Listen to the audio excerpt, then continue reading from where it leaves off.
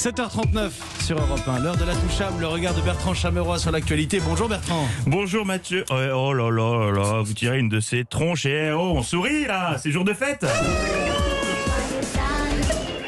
Nous sommes le 16 mars, l'annonce du confinement, première édition à 1 an aujourd'hui. Je vous cache pas que je suis un peu déçu, on célèbre un anniversaire, il n'y en a pas un qui a été foutu de ramener un fraisier pour fêter ça. Heureusement que je suis là, allez champagne.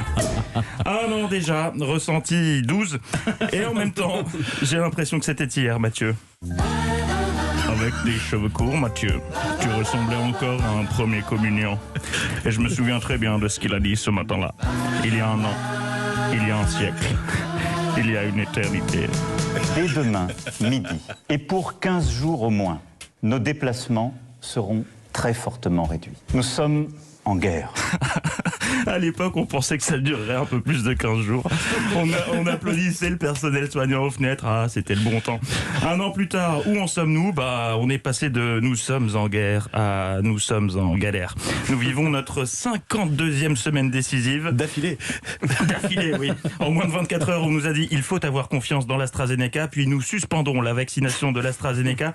Et pour célébrer ce premier anniversaire, la question d'un nouveau confinement se pose, notamment en Ile-de-France. Hier, à Montauban, Emmanuel Macron y a répondu comme d'habitude, sans détour, je le cite. Nous aurons sans doute, dans les jours qui viennent, de nouvelles décisions à prendre. Voyons le positif, il y a une catégorie dans laquelle on assure dans cette crise, où on bat tout le monde, c'est le ni oui ni non. On lamine les autres pays, les champions du monde. Ah ça, on est peut-être privé de cinéma, mais depuis des mois, on a droit à de belles bandes annonces de la part de l'exécutif, un thriller de torture psychologique. Il va peut-être y avoir de l'action. Il se pourrait bien que peut-être il se passe des choses. Vous n'êtes pas à l'abri d'être potentiellement surpris. Sorti un jour, peut-être demain, ou celui d'après, prochainement quoi. Ou peut-être pas, ça dépendra. Oh là là, depuis 1 an, je suis bloqué dans une relation toxique avec l'exécutif. Il me sort de belles phrases du style « des jours heureux reviendront ». Puis il me laisse dans le vent pendant des jours. Alors je m'inquiète, moi je comprends pas, je me dis qu'ils s'en foutent de nos cris de détresse. Puis ils reviennent me dire « je nous laisse une dernière chance ». C'est compliqué, mais je sais où on va, t'inquiète. Ah, c'est pas toi, c'est moi, mais c'est encore un peu tôt, ou trop tard, je sais plus.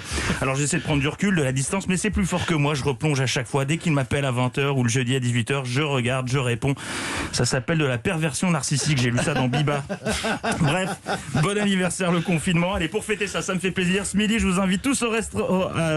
Allez, tous en boîte de nuit. Et non, allez, tous à la maison à 18h, une tisane et au lit. Car oui, nous fêtons également aujourd'hui les 2 mois de couvre-feu à 18h. Quelle semaine de fiesta! La touchable, tous les matins à 7h40, c'est sur Europe 1. Merci Bertrand Chameroy. Quelle imitation de Joe Dassin aussi. Je ne la redemande pas.